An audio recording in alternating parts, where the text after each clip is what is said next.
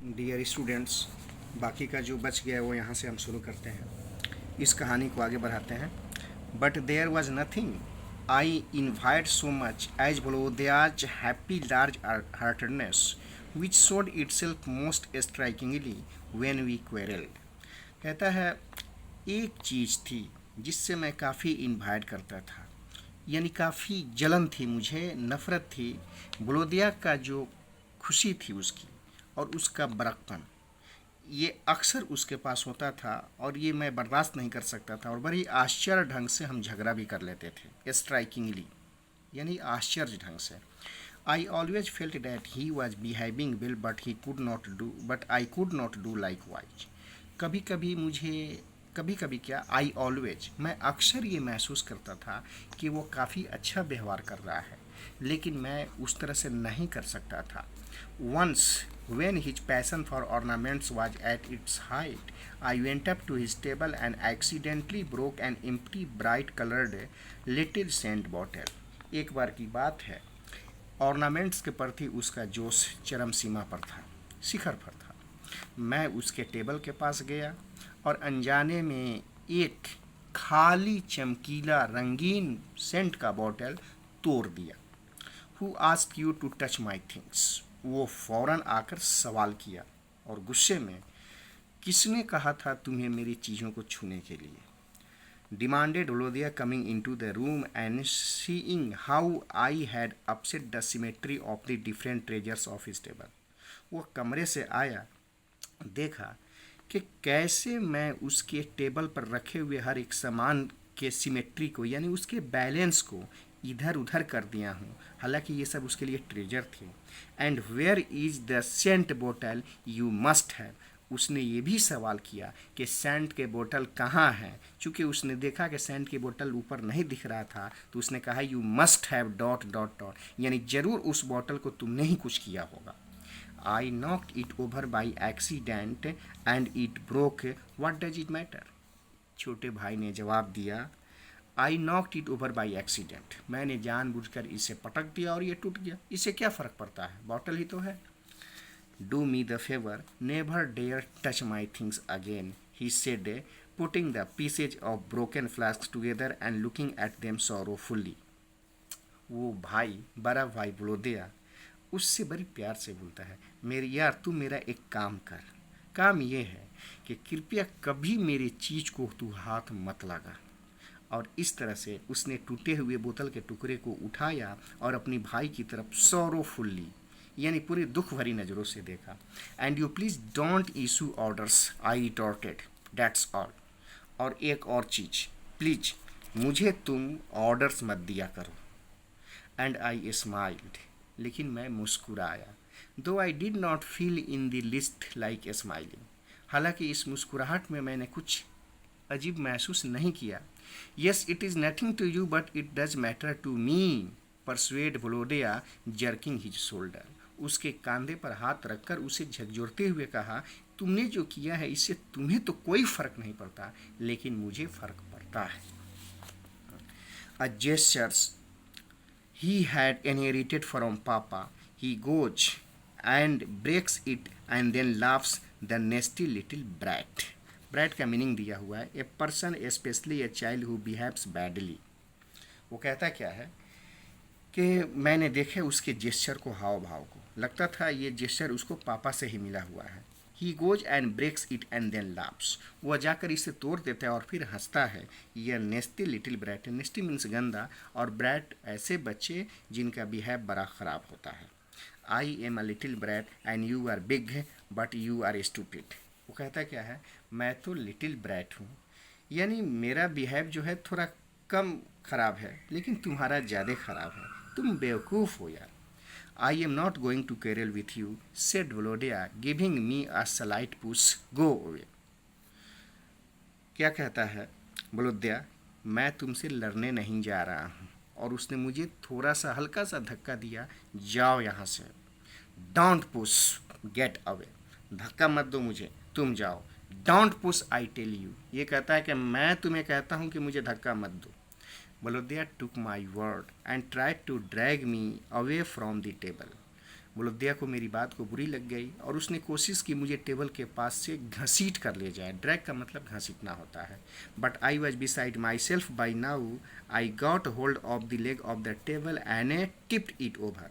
लेकिन मैं भी वहीं का वहीं खड़ा रहा और टेबल का जो लेग था उसे पकड़े रहा। There now and all his china and glass ornaments crashed to the floor। नतीजा ये हुआ, उसने मुझे घसीटने की कोशिश की, मैं टेबल क्लॉथ को ही खींच दिया जिस पर वो सारे सामान रखे हुए थे और वो सामान लगे नीचे गिरने, जिसमें चीनी मिट्टी के भी सामान बने हुए थे। You disgusting little boy, cried Volodya, trying to save some of his falling treasures। इस पर वोलोदिया को गुस्सा आ गया और वो भाई पर चिल्लाने लगा और अपने गिरते हुए ट्रेजर्स को यानी सामानों को संभालने लगा। Well now it is all over between us, I thought as I left the room. बहरहाल मैं वहाँ से चला गया, लेकिन जाते जाते मुझे एहसास हुआ कि लगता है कि हमारे बीच अब हमेशा के लिए ही झगड़ा हो गया, जो कुछ था अब ख़त्म हो गया। We have quarrel for good. For good मीन्स हमेशा के लिए, यानी हम लोगों ने हमेशा के लिए लड़ाई कर ली थी। As soon as afternoon lessons were over, I left the room. I was too scared, uncomfortable, and ashamed to be alone with my brother. जब as soon as afternoon lessons were over, जब afternoon lessons ख़त्म हो गए, मैं कमरे छोड़ रहा था। मैं काफ़ी डरा हुआ था, बेचैन था। मुझे अपने आप पर शर्म आती थी कि आज मैं अकेले हूँ, अपने भाई के साथ नहीं हूँ। After our history lesson in the evening I took my exercise book and started towards the door. कहता है जब हमारा हिस्ट्री का लेसन शाम में ख़त्म हो गया, मैंने अपनी एक्सरसाइज बुक लिए और दरवाजे की तरफ चला गया। As I passed Volodya though I wanted to go up to him and make friends. जब मैं वहाँ से गुजरा तो सामने वोलोदिया था। मैं उसके पास जाना चाहा, उससे अपना दोस्त बनाना चाहता था। I scowled and put on an angry expression. लेकिन वहाँ जाते ही मेरा एक्सप्रेशन काफ़ी गुस्सा वाला हो गया भाई को देखकर। At that moment Volodya raised his head and with a meaningful smile looked me full in the face. लेकिन जब मैं उसके पास गया, ठीक उसी क्षण वोलोदिया ने अपना सर उठाया, मेरी तरफ मुस्कुराते हुए देखा, नज़रे से नज़रें मिलाकर डायरेक्ट मेरी तरफ देखी। Our eyes met and I knew that he understood me. उसने जब मुझे देखा तो मैं समझ गया आज मेरे भाई मुझे एहसास कर रहा है, मुझे समझ रहा है। But some irresistible feeling made me turn away. लेकिन एक इरिसिस्टेबल मीनिंग है so strong that it can not be control, यानी इतनी मजबूत फीलिंग जिसे कंट्रोल नहीं किया जा सकता है, मुझे वहाँ से मोड़ दिया। Nicky he said in a most natural voice without a scrap pathos. लेकिन उसी समय मेरा वो भाई मेरा नाम लेकर निकी भी कहता है कि a scrap of pathos, a little bit of, जिसे आप पैथोस कह सकते हैं, यानी जरा सा भी उसने दया मुझ पर की तो ये मेरे लिए बहुत बड़ी बात थी कि जिसको मैंने सताया था, जिसका मैंने सामान तोड़ा था, वो मुझ पर पैथोस कर रहा है। थोड़ा ही सही कर रहा है लेकिन किया तो। Don't be cross any more. और जाते जाते मुझे कहा अब ज़्यादा भी मत बनो। Forgive me if I offended you. बल्कि इतना तक कह डाला, ऐ मेरे भाई मुझे माफ़ कर दो अगर मैंने तुम्हें तकलीफ़ पहुंचाया। यानी जिस भाई को इस छोटे भाई ने इतना तकलीफ़ पहुंचाया, वो बड़ा भाई आज उसे शर्मिंदगी महसूस करा रहा है और कहता है कि मुझे माफ़ कर दो अगर मैंने तुम्हें तकलीफ़ पहुंचाई। And he held out his hand. और इस तरह से वो बड़ा भाई अपने छोटे भाई की तरफ हाथ बढ़ाया। Something that came higher and higher seemed to be pressing my chest and stopping my breath, but this only lasted a second. Tears came to my eyes and I felt better. कहता है कुछ इस तरह से मेरे बड़े भाई के हाथ मेरे ऊपर आए, मेरे चेस्ट को प्रेस किया, ऐसा लगा कि मेरी सांसें रुक गई।